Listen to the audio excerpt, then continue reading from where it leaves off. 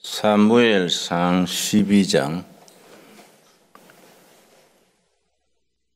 1절 말씀. 사무엘이 온 이스라엘에게 이르되 보라, 너희가 내게 한 말을 내가 다 듣고 너희 위에 왕을 세웠더니 이제 왕이 너희 앞에 출입하느니라. 보라, 나는 늙어 머리가 휘어졌고 내 아들들도 너희와 함께 있느니라. 내가 어려서부터 오늘까지 너희 앞에 출입하였거니와 내가 여기 있나니 여호와 앞과 그의 기름 부음을 받은 자 앞에서 내게 대하여 증언하라. 내가 누구의 소를 빼앗았느냐? 누구의 나귀를 빼앗았느냐? 누구를 속였느냐? 누구를 압제하였느냐? 내 눈을 흐리게 하는 뇌물을 누구의 손에서 받았느냐? 그리하였으면 내가 그것을 너희에게 갚으리라. 한 사람이 누구를 닮고 싶어 할 때 그 사람처럼 되었으면 좋겠다 싶을 때 아이덴티파이 한다, 그렇게 표현합니다. 심리학에서는 동일시라 그럽니다. 내가 도산 안창호 선생을 닮고 싶다. 그럼 안창호 선생을 내가 아이덴티파이 한다, 그렇게 표현합니다. 성경에 많은 인물들이 있습니다. 그 중에서 나는 이 사람처럼 됐으면 좋겠다. 그럴 경우에 그 사람을 아이덴티파이 한다, 그렇게 표현합니다.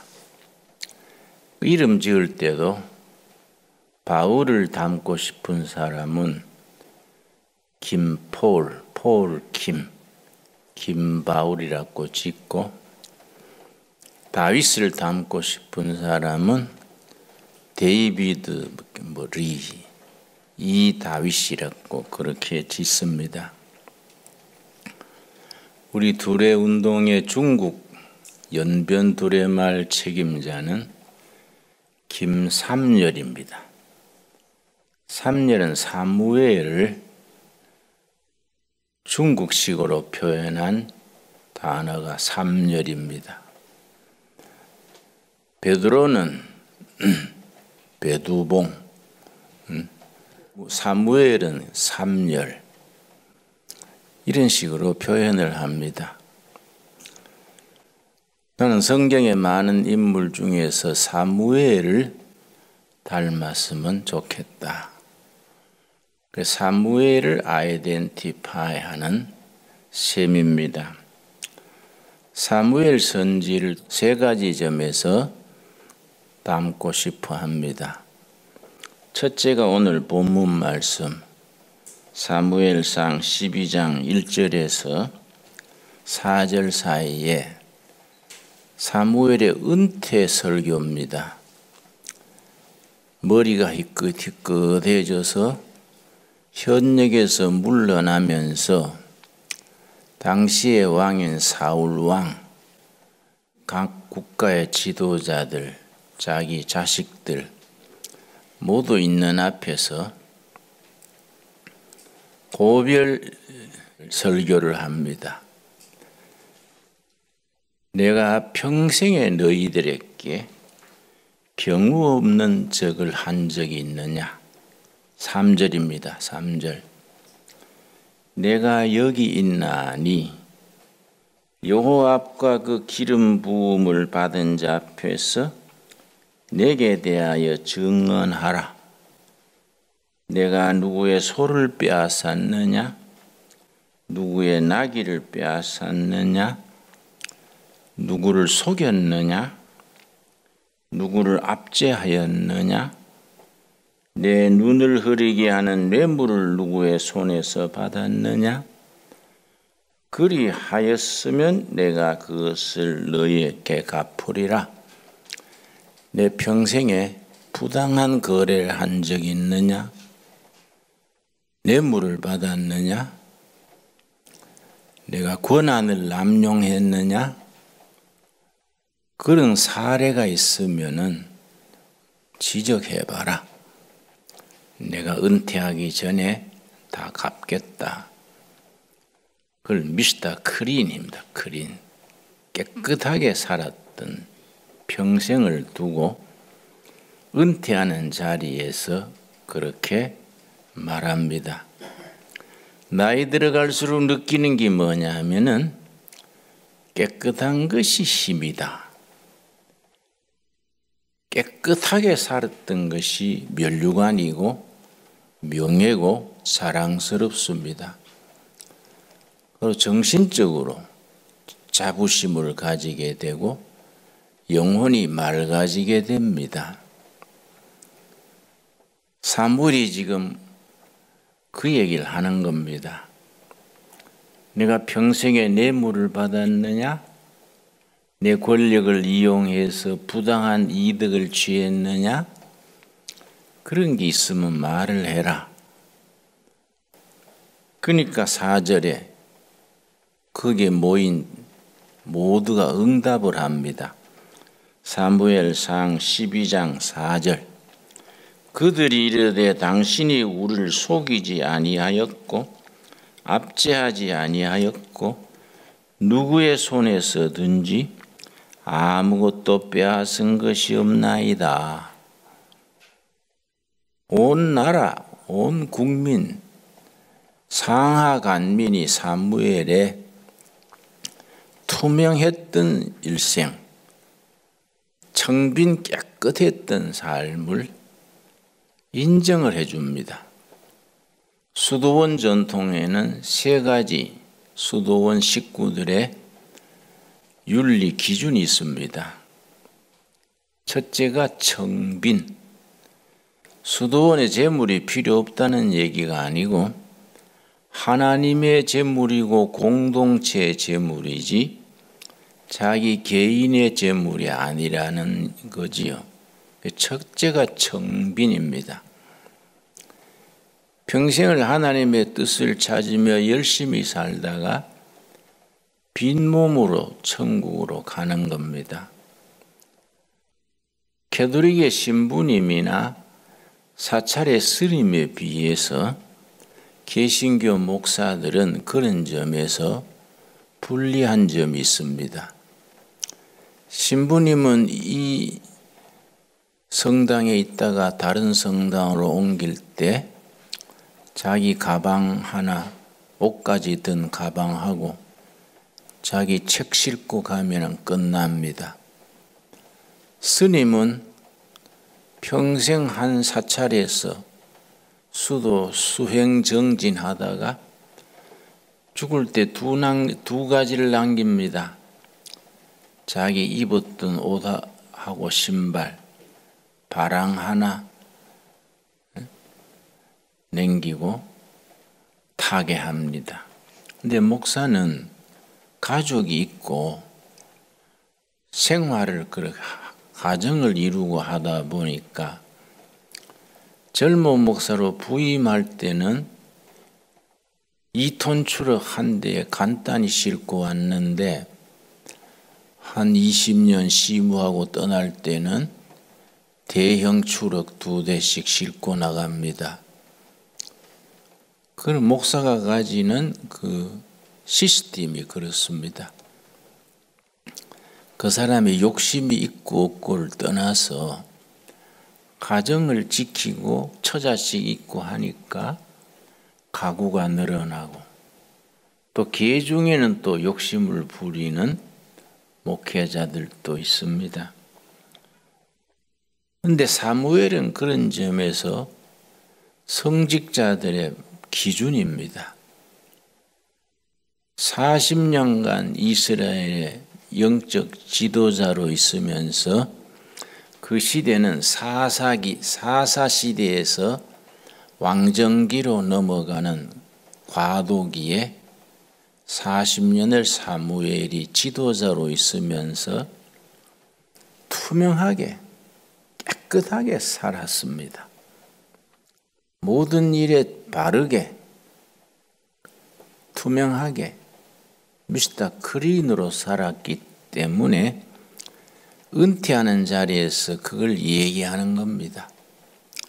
내가 부정을 했거나 사욕을 취했거나 권한을 남용했거나 뇌물을 받은 적이 있으면 말해라. 그런 것이 있으면 내가 깨끗하게 다 배상하겠다. 모인 국민 지도자 전체가 당신은 평생을 깨끗하게 살았는 사표가 됩니다. 그리고 이제 현역에서 물러나서 고향 라마입니다. 예루살렘에서 북서쪽으로 한 5km 떨어진 한가한 조그마한 마을입니다. 꼭 동두천 세목골 정도 되는 산간 마을, 거기 태어난 고향입니다. 그리로 내려가서 노후를 보냅니다.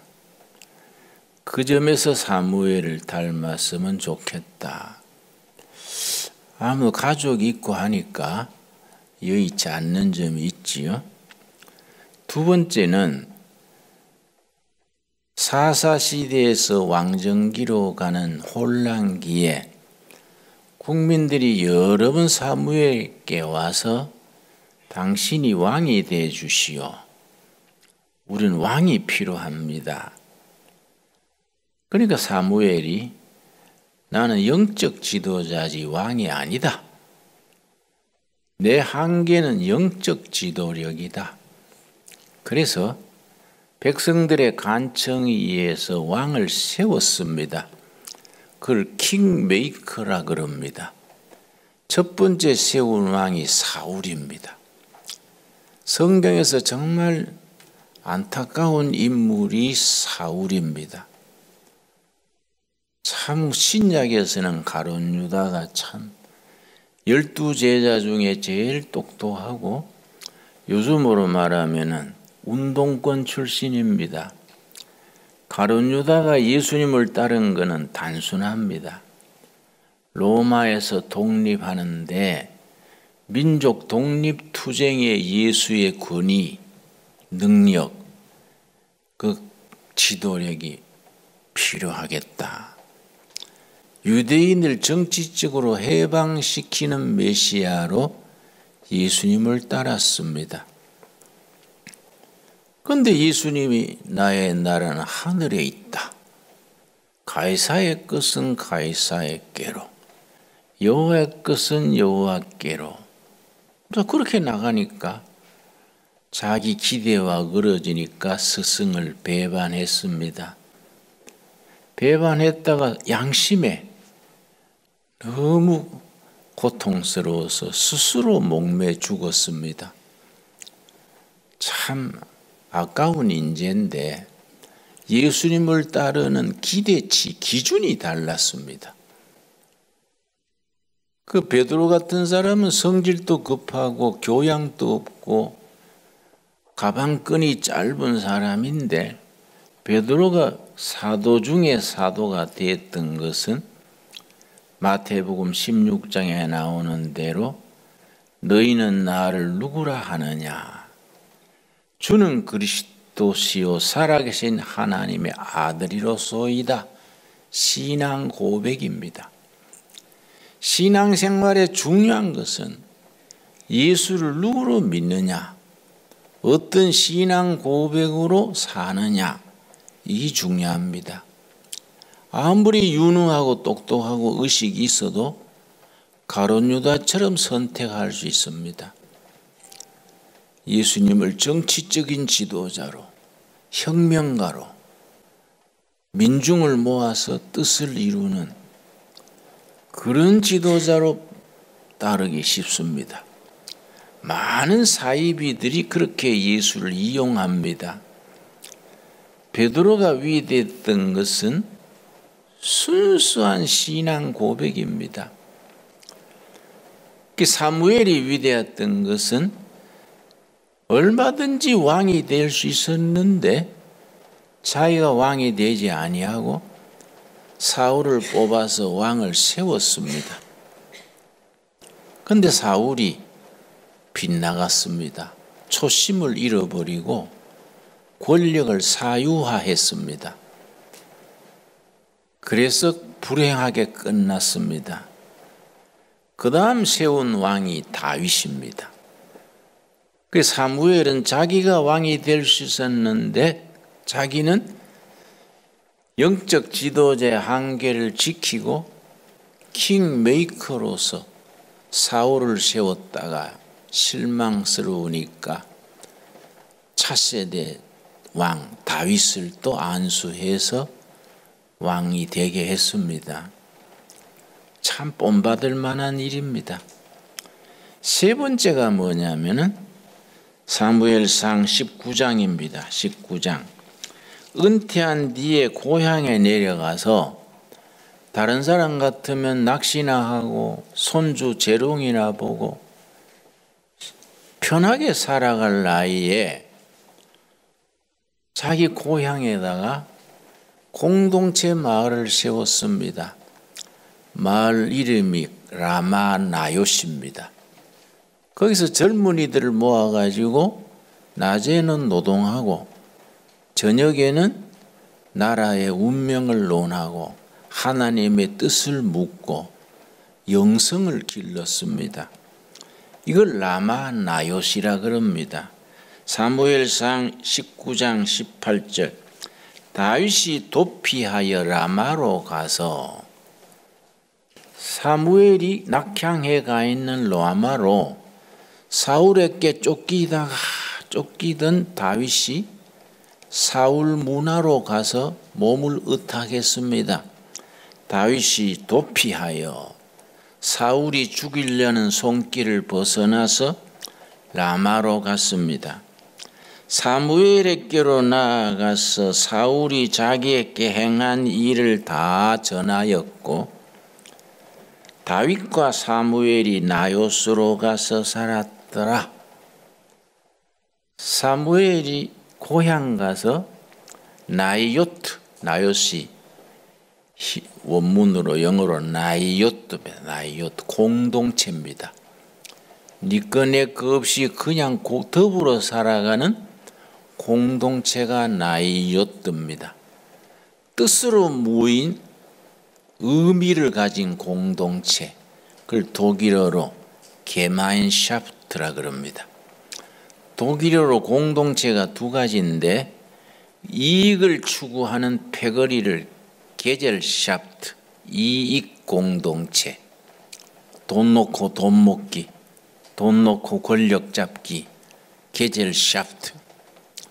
뜻으로 신앙으로 뭉친 공동체는 게마인샤프트. 라마나요트 같은 공동체를 게마인샤프트. 하나님을 모시고 노동에서 경제 자립하고 그러고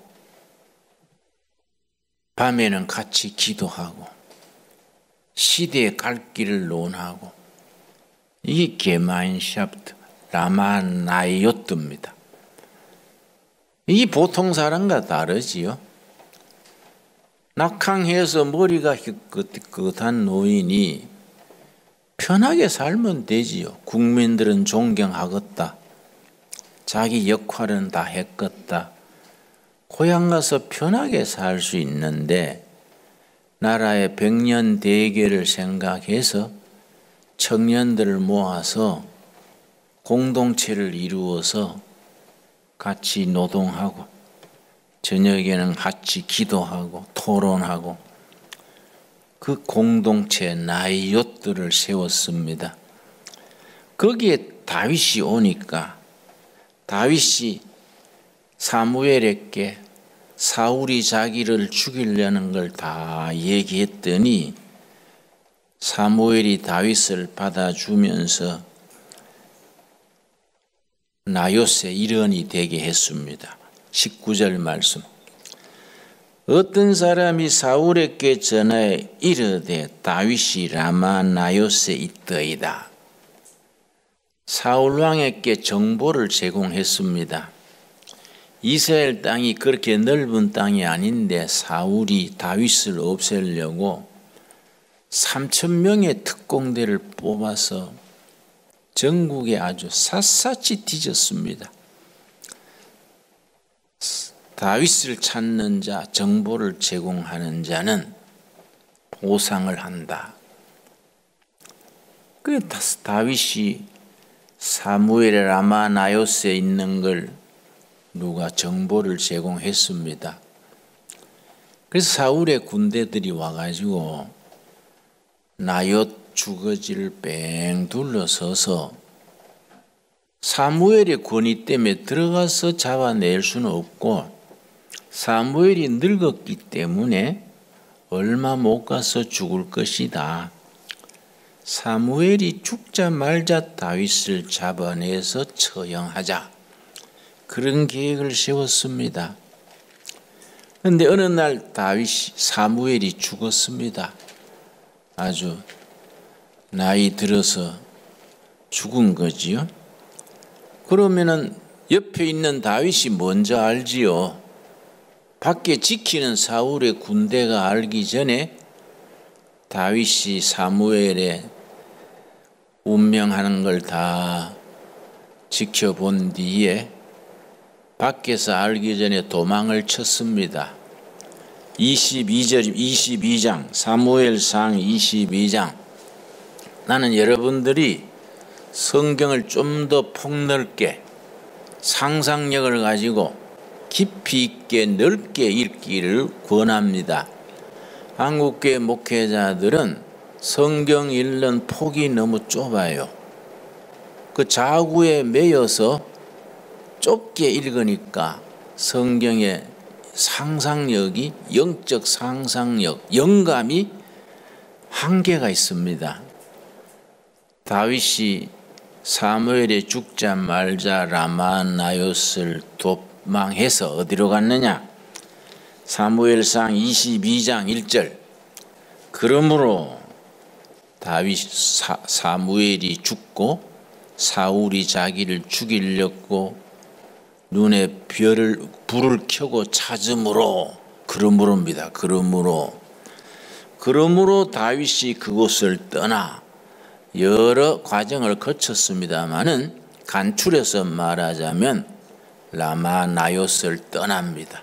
라마 나요스를 떠나 아들람 굴로 도망을 했습니다. 라마 나요스에서 아들람 굴로 도피했습니다. 그의 형제와 아버지의 온 집이 듣고 그리로 내려가서 그에게 이르렀고 아들람 굴에 모인 인원들이 입에서 입으로 다윗이 아들람 굴에 숨어 있대. 그걸 유비 통신거래요. 입에서 입으로 소문을 듣고 아들람 굴로 갔습니다. 3절. 환난당한 모든 자와 빚진 모든 자와 마음이 원통한 자가 다 그에게로 모였고 전국에 빚진 사람, 부도난 사람, 억울한 일 당한 사람, 성공하고 싶은데 길이 없는 젊은이들, 뜻은 있는데 펼 방법이 없는 청년들, 인사들이 다윗한테로 모였습니다. 그는 그들의 우두머리가 되었는데 그와 함께한 자가 400명가량이었더라. 모인 사람이 400명. 아들람 굴에 모인 무리 400명. 그 속에서 나중에 다윗 왕국을 건설하는데 주역들이 됐습니다. 대제사장도 아들람 굴 출신이고 군대 장관도 아들람 굴 출신이고 나중에 다윗의 아들 반역을 일으켜서 노후에 완전히 궁지에 몰렸습니다. 그 아들 압살롬의 반란이지요. 그때 마지막까지 다윗을 호위해서 정세를 역전시킨 사람들은 아들람골 출신들입니다. 평생 동지가 된 거지요. 이 400명입니다. 그 아들람굴에서 그들이 그 지하 땅굴에 숨어가지고 어떻게 그 모두 어려운 세월을 지냈느냐.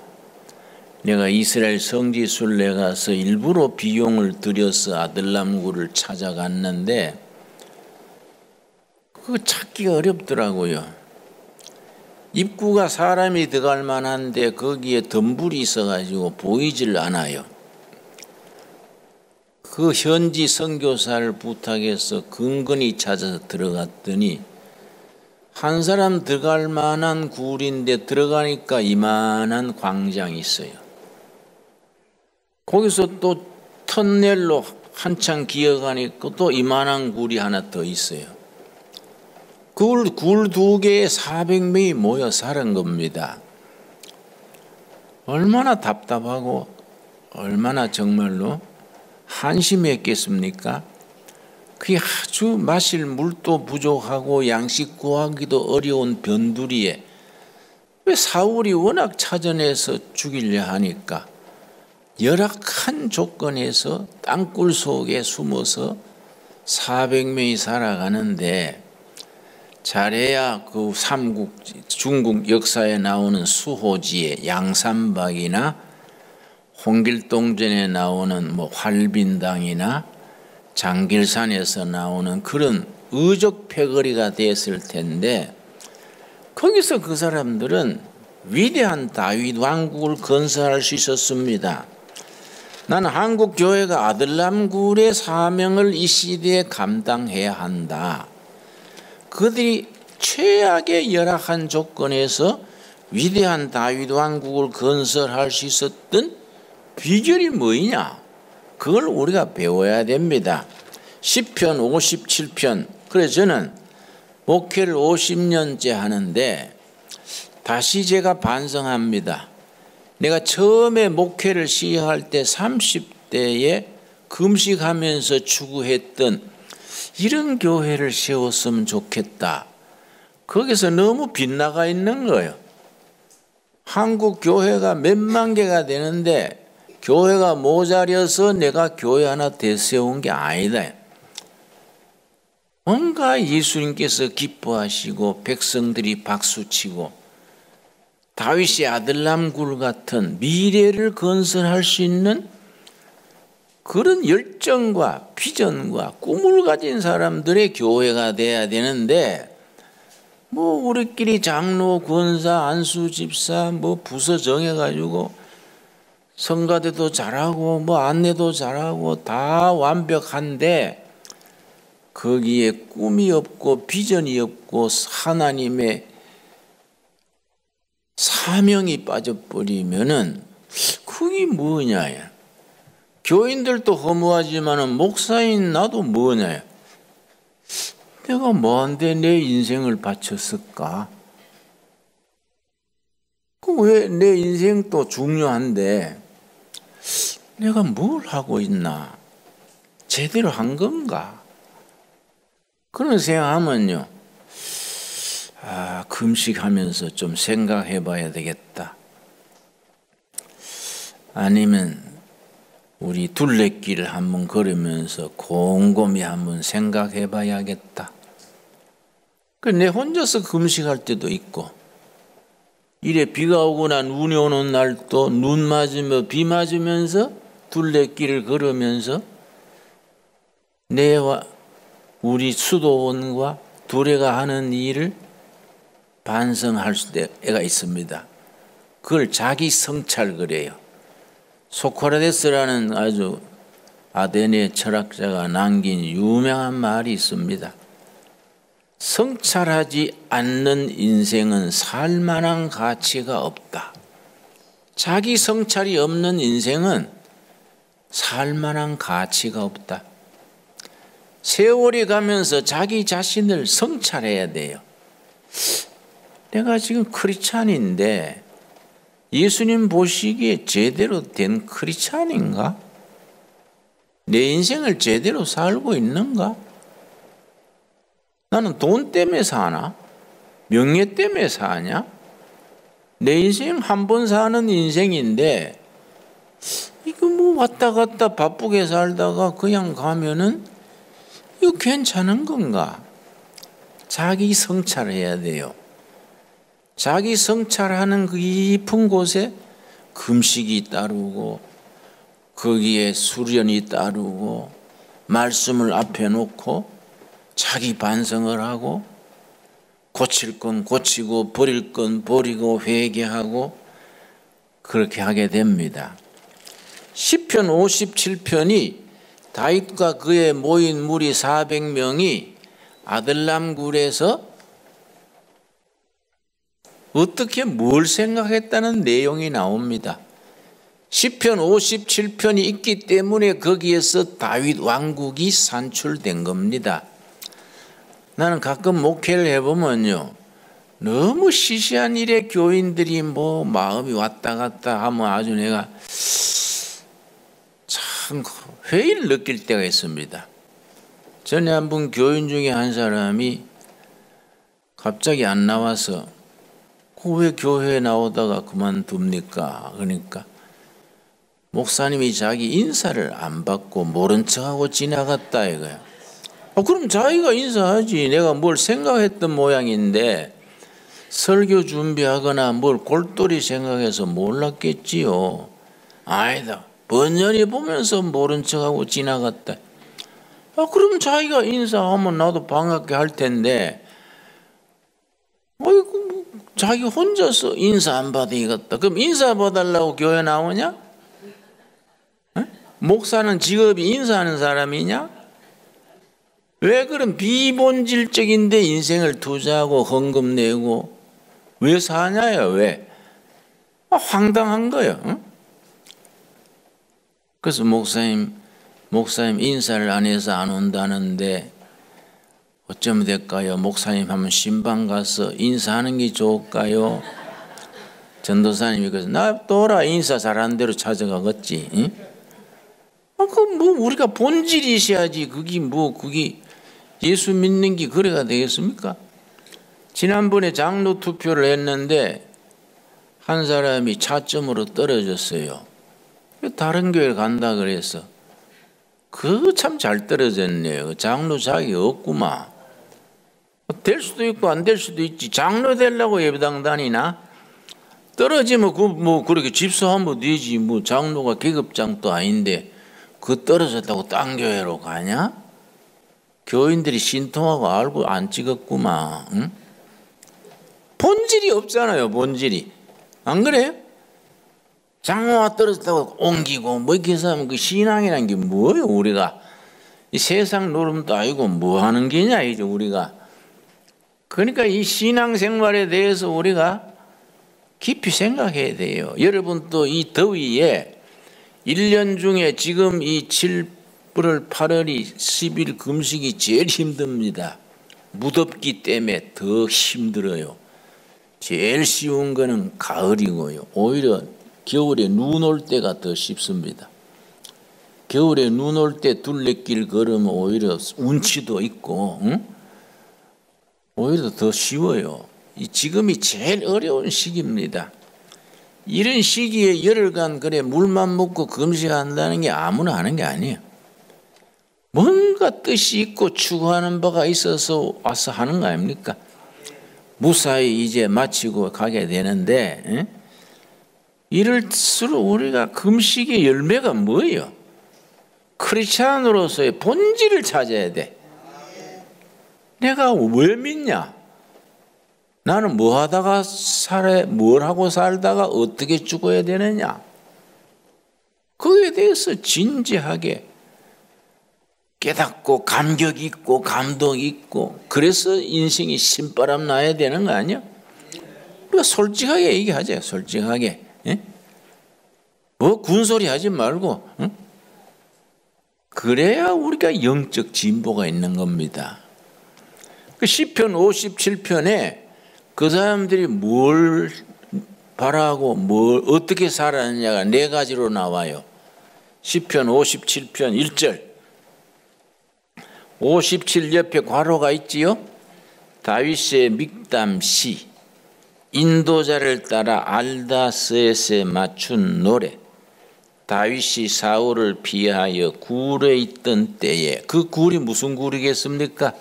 아들람 굴에 숨어 있을 때에 몇 명이 모였다고요? 400명. 400명이 모여서 어떻게 살았냐 이거야. 응?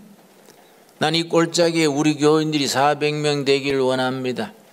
둘의 마을 식구들이 400명 되기를 원해요. 난 아들람 굴이 됐으면 좋겠어요. 국민들이 생각할 때 나라가 이러니 저러니 해도 둘의 마을 코리안 아들람 굴이 있으니 희망이 있다. 이런 말을 들었으면 좋겠어요. 자, 첫째 1절 하나님이 내게 은혜를 베푸소서. 하나님이여 내게 은혜를 베푸소서. 내게 은혜를 베푸소서. 내 영혼이 주께로 피하되 주의 날개 그늘 아래에서 이 재앙들이 지나기까지 피하리이다. 아들람굴의 그 열악한 환경에 저 최악의 상태에 살면서 하나님의 날개 그늘 아래 보호받고 있다. 그런 영적 확신을 가졌습니다.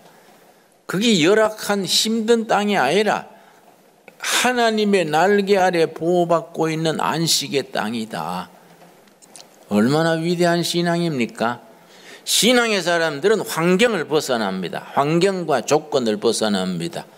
뭐이 나빠서 안 되고 조건이 어서 안 되고 변명하는 사람은 영성이 약한 사람들입니다. 응?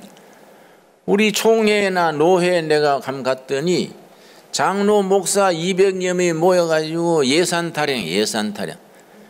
뭘 말하다가 예산 없어 못합니다. 예산 없어 못합니다. 예산 없어 못하면 처음부터 하지 말고 집사하지 뭔데 모여가지고. 응? 왜 예산 없어 뭐합니까? 꼭 필요한 일이고 목숨 걸고 하나님이 다 대주시지요. 그걸 믿어야 그게 목사고 장로지 뭐 그런 타령을 하면 안 되죠. 자, 어떤 처지에서도 하나님의 날개 그늘 아래 보호받고 있다. 응? 열심히 하다가 죽으면 그건 천국 가는 기고 살면 충성하는 기고 둘 중에 하나 아닙니까? 자, 2절 내가 지존하신 하나님께 부르짖으며 아들람 굴에서 400명이 희망이 어디 있습니까? 하늘에 부르짖는 거 외에 무슨 희망이 있습니까? 지존하신 하나님께 부르짖으며 곧 나를 위하여 모든 것을 이루시는 하나님께로다. 사울이 자기들을 없애려고 그렇게 집요하게 따르는데 사울을 상대 안 하는 겁니다. 사울은 눈에 보이지도 않는 겁니다. 누구 상대합니까? 하나님 앞에 자기 사는 거예요. 하나님 앞에. 자기를 없애려는 사울은 문제가 안 돼요. 사울은 신경 쓸 것도 없어. 하나님과 나와의 관계예요. 하나님께서 나를 통하여 우리를 통하여 아들람굴 400명 동지를 통하여 이 시대 이 땅에 필요한 하나님의 뜻을 이룰 줄 믿습니다. 이게 아들람굴 사람들의 정신이고 신앙이고 그들의 꿈이요. 2절 말씀 다시 읽습니다. 내가 지존하신 하나님께 부르짖으며 곧 나를 위하여 모든 것을 이루시는 누굽니까? 하나님께. 사울을 벗어나 버려야 돼요. 사울을 벗어나 버려야지. 하나님이 우리를 통해서 하나님의 일을 이 시대에 이룬다 이거야. 응? 우리가 그런 영적인 포부, 스피리추얼 앰비션, 그런 포부를 가져야 돼. 하나님이 우리를 통하여 우리 가정 내 비즈니스를 통하여 하나님의 일을 이룰 줄 믿습니다. 얼마나 그게 참말로 위대합니까? 자, 9절 말씀 9절 그런 확신이 있기 때문에 그들이 하루하루를 어떻게 지냈습니까? 짜증나고 막 사람이요 갇혀 있으면요 신경질 납니다. 나는 감옥을 살아봐서 알아요. 감옥에 있는 좁은 방에 갇히면요 서로 다툽니다. 왜냐? 억압돼 가지고 잘못하면 살인 납니다. 막 서로 눌려 가지고 폭발하는 거예요. 폭발. 그래서 서로 싸우고 툭닥거리고. 이 갇혀서 산다는 게 얼마나 힘듭니까? 그런데 아들랑굴의 그 땅 밑에 두더지처럼 살면서 짜증나고 신경질 나고 또 서로 같이 살면 약점이 보여요. 아이 내가 저 인생 믿고 내 인생 걸었냐. 우리 동네 저 사람 좀 빠져줬으면 좋겠다. 별 생각 다 들어요.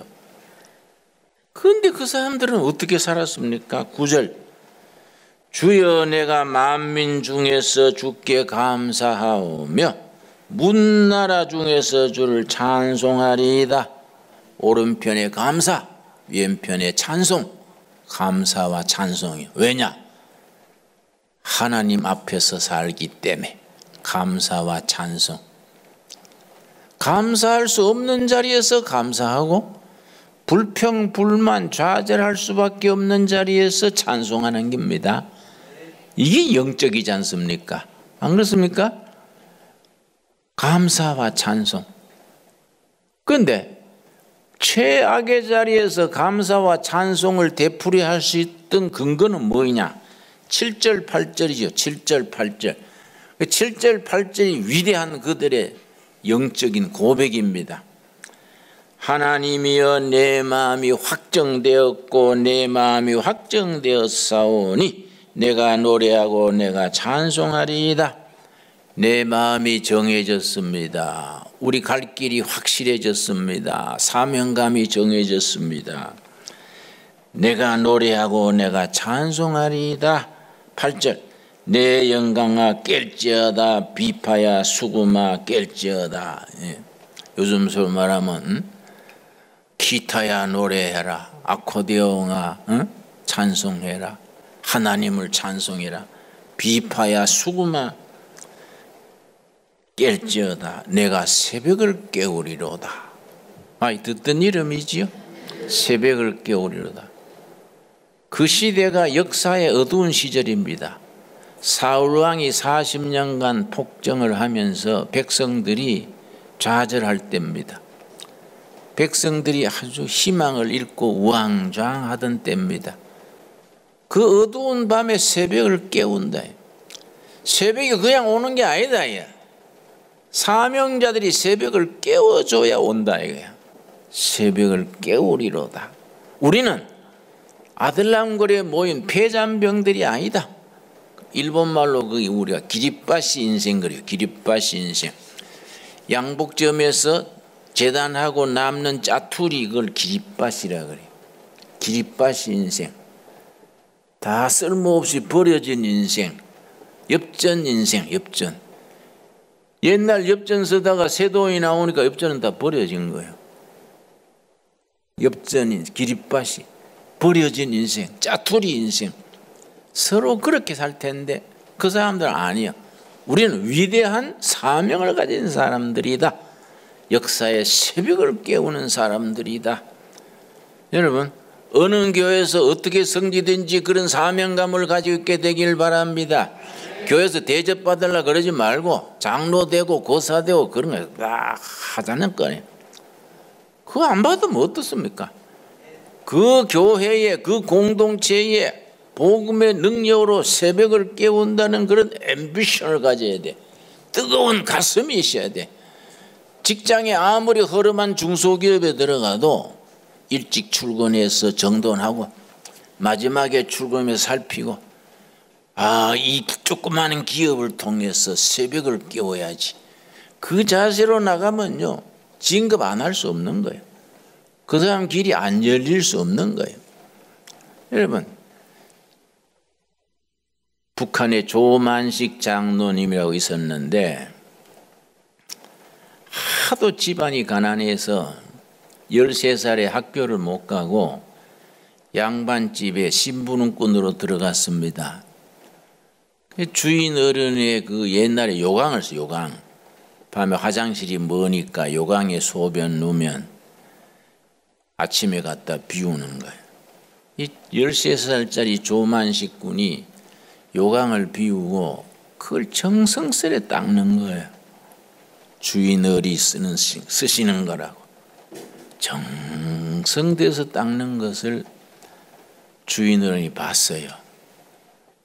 만식아, 너는 왜 그거 하자는 요강을 왜 그렇게 정성 들여 닦니? 그러니까 지가요 주인 어른 섬기는데 내가 정성을 들여야지요. 내가 요강 닦을 때마다 요강 닦는다 생각 안 합니다. 내 마음을 닦는 거지요. 13살짜리가 그 말 하니까 주인이 감동을 했어. 네 소원이 뭐냐? 학교 가는 겁니다. 그래서 주인이 장학금 줘서 평양 숭실 중학교를 보냈어요. 자기 집 골머섬을. 숭실 중학교에 열심히 공부해가 일본 명치대학을 갔어요. 메이지대학 법대를 나와가지고 오산중고등학교 교장으로 왔는데 조선민주당 당수가 됐습니다. 해방 이후에. 조선민주당 당수 조만식과 남조선의 이승만이 합쳤으면 대한민국은 지금 일본보다 앞설 겁니다. 근데 김일성이 자기 정적인 줄 알고 잡아다가 총살했어요.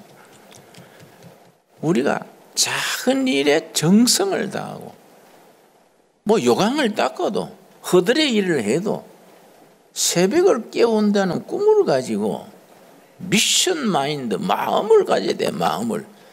그런 사람을 하나님이 찾는 거예요. 그런 사람을.